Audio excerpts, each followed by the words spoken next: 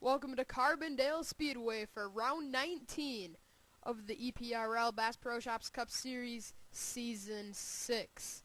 We are ready for this race here at the mini Pocono track, just over 3/4 of a mile, and Julie Stewart is on the pole at a track where track position is very important, and starting on the pole is going to be a big help for the number 9.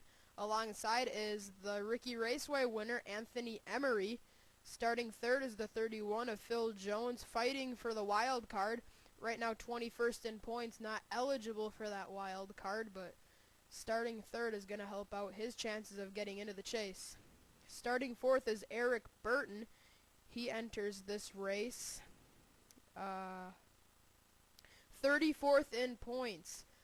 The last driver that can still race his way into the top 10 in points without needing a wild card.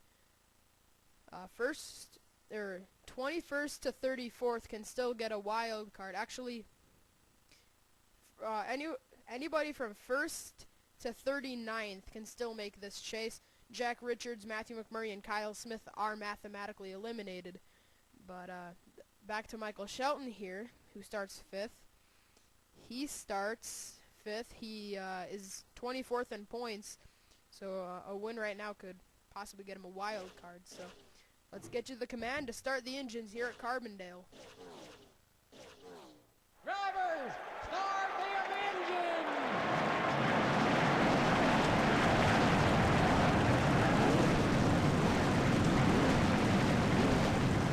Alright, the engines are fired and these 42 cars roll off for 38 laps here at this .79 mile racetrack.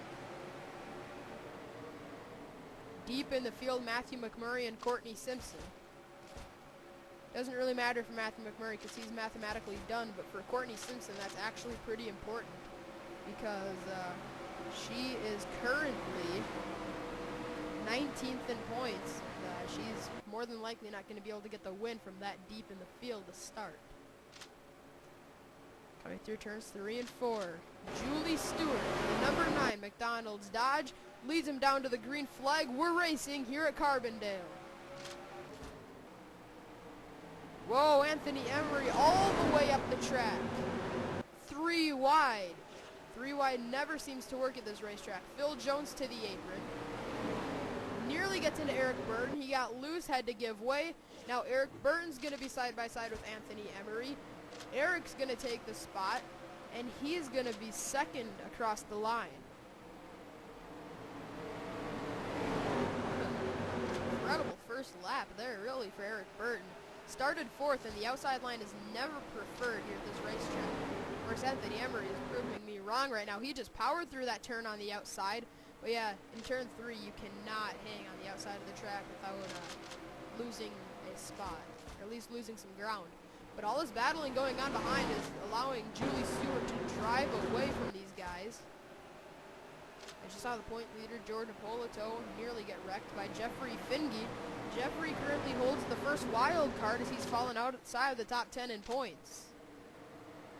Stephen Dillon, Polito, all but got wrecked there.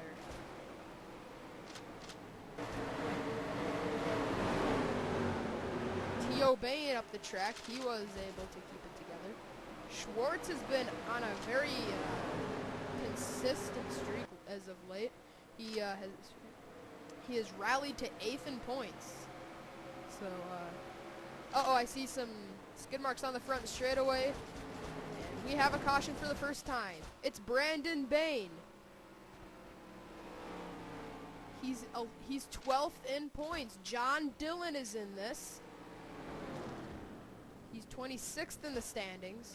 Looks like it was a two-car crash on the front stretch.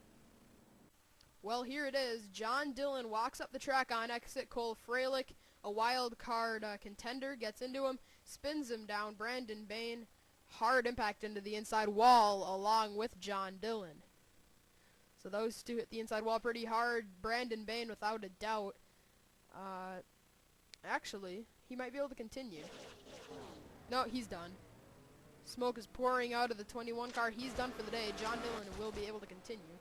Julie Stewart remains the leader. She won the race back to the start-finish line. Very simple wreck on the front stretch, so we can already get you back to the restart here at Carbondale. We will be restarting on lap 10 as the lights on the pace car are out. Julie Stewart leads the field in the number 9. Second is Anthony Emery. Third, Eric Burton. Fourth, Phil Jones. And fifth is Michael Shelton. Sixth, Garrett Jones. Seventh, Charles Jackson. Eighth, Devin Hargett. Ninth, Zach Buchanan. And 10th is Jacob Stumpf. Jacob Stumpf is 10th in points right now too, so that's good for him to be in the top 10. There's Garrett Jones. As of late, he's been free-falling in points. Just, I believe it was 2 races ago, Garrett was contending for the point lead. Now he's down to 7th in points, over a full race out of the point lead. But he's looking pretty safe to make the chase, especially with the run he's having right now. But the green flag is back out. The restarts are really your only opportunity to pass at this racetrack, at least if you're going for the lead. And Anthony Emery really did not pounce on that opportunity as Julie Stewart holds on to the lead. Very, very quick laps of this racetrack. About 22 and a half to 23 seconds.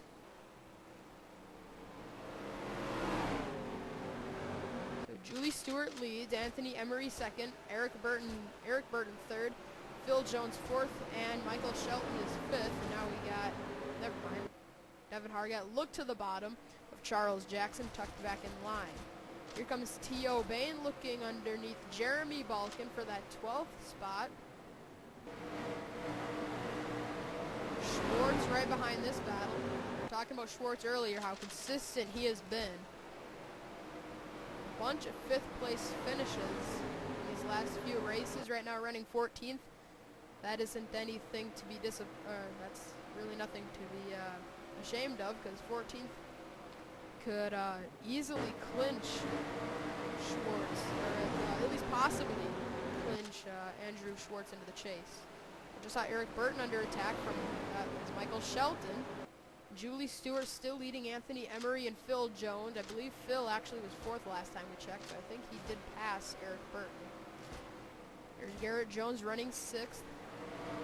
2 wins. He's got 6 bonus points as of right now, and sure, he would love to lead the standings, entering the chase and get those 5 more bonus points.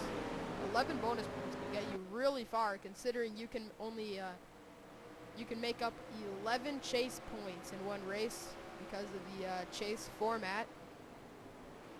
The best finishing chaser gets 12 points, second best chase runner gets 11, and so on and so forth, down to the end of the standings. Down through the finishing quarter, I should say. And, oh, Eric Burton just got a piece of the wall. Michael Shelton checked up, and Garrett Jones almost got into the back of him. Now Phil Jones is going to battle Anthony Emery for second. The caution was up there for a second. Phil Jones looks like he might just successfully pass the 55. Never mind. Here he comes on the outside. Anthony Emery holds off a battle from Phil Jones. Here Jones tried to make a pass on Michael Shelton, but he's going to get shuffled because of it. He's still 6th, but there's a line of cars on the inside trying to pass him. Charles Jackson being one of them. Garrett fighting back on the outside with that momentum, and he's able to hold off Charles Jackson in the 42. Charles is fighting all he can right now because he's 6th in points, and he could still mathematically get the point lead before the chase starts. And remember, 5 bonus points, about half a race. All right, back to the front. It's Julie Stewart still out front, and Julie Stewart has 1 win this season. Right now is 3 points behind Joseph Bryant in points, and Joseph Bryant's the 2nd wild card holder. Julie Stewart currently does not have a wild card, but with a 2nd win, that could really help her out. Who knows? She isn't far outside the top 10. She's only 24 points out of getting into the top 10. Getting into the top 10 would be a lot better than having to just barely work your way in with a wild card. Once these drivers get spread out of this racetrack, they they really stay pretty calm for the most part. And that's why we've gone 20 laps with only one caution. Julie Stewart leads through turn 3, and she's going to lead yet another lap. She's led every one of them so far with one caution to slow the field down. We have stayed green since. Sean Dillon deep in the field. He's running 41st. Brandon Bain, the only car out of the race. Carter Kozlowski up the track. Not the day Carter Kozlowski needs. Along with CJ. CJ is mathematically out of getting into the top 10. He can only get in via wild card, and without getting a top 3 finish here in this race, he will be mathematically done. Even getting a wild card heading into Talladega, the last race before the chase starts. So really right now it looks like CJ is done. It's a hard-fought battle, but I don't think the 40 is going to make it. There's Greg Jones. He's been really contending for the point lead lately. He has not been able to take it yet. He had it for most of the race at Ricky and wasn't able to hold the point lead for the entire race. With the run he's having right now, I don't think he would take it. I think Polito is in front of him.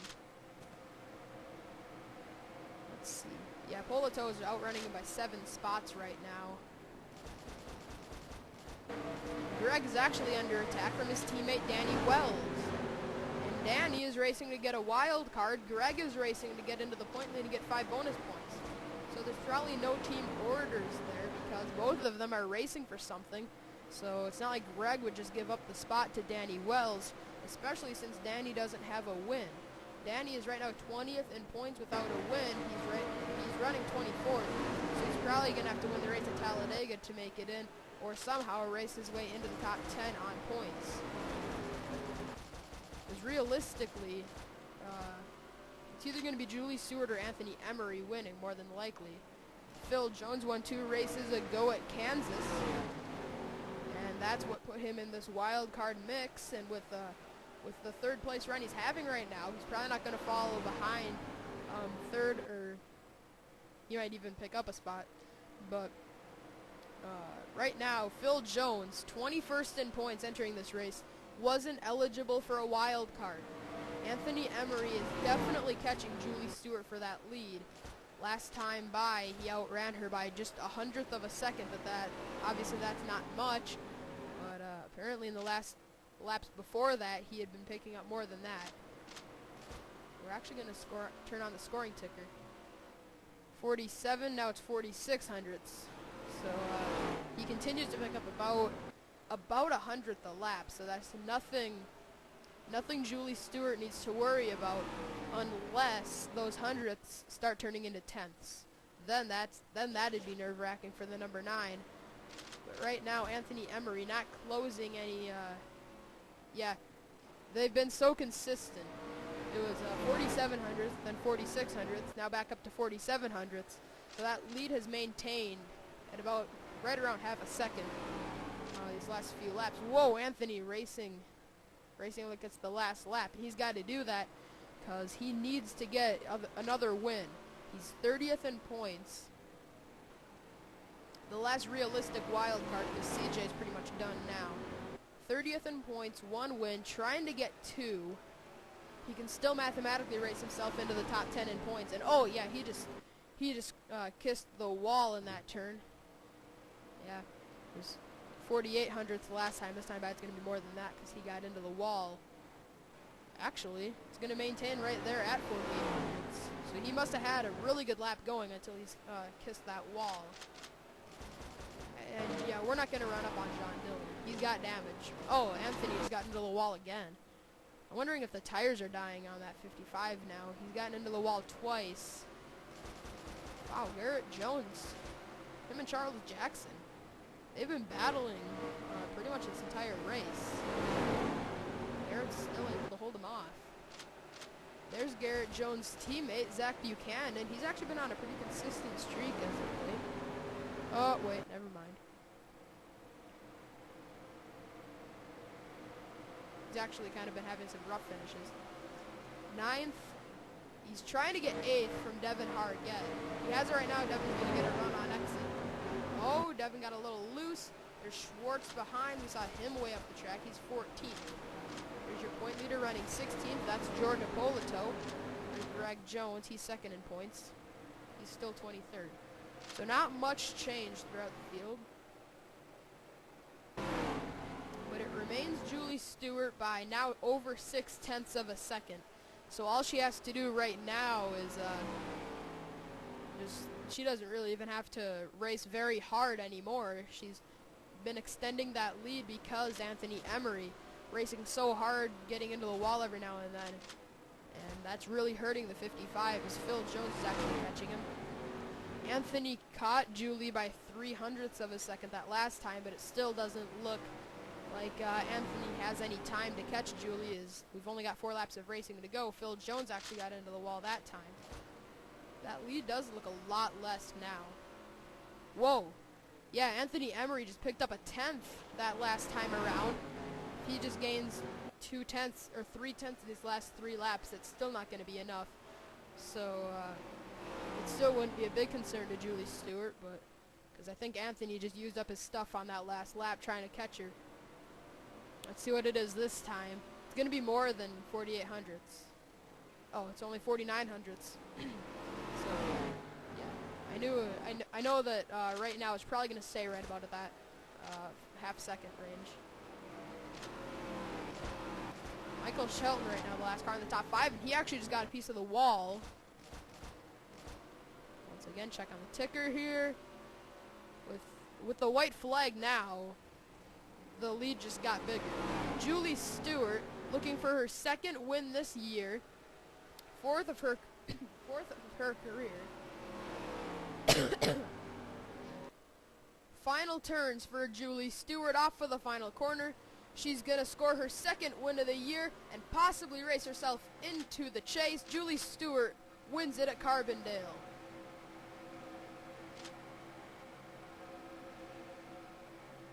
And the field flashes by. We didn't get her right on the start-finish line, so we're actually going to back that up to make it official that she did win.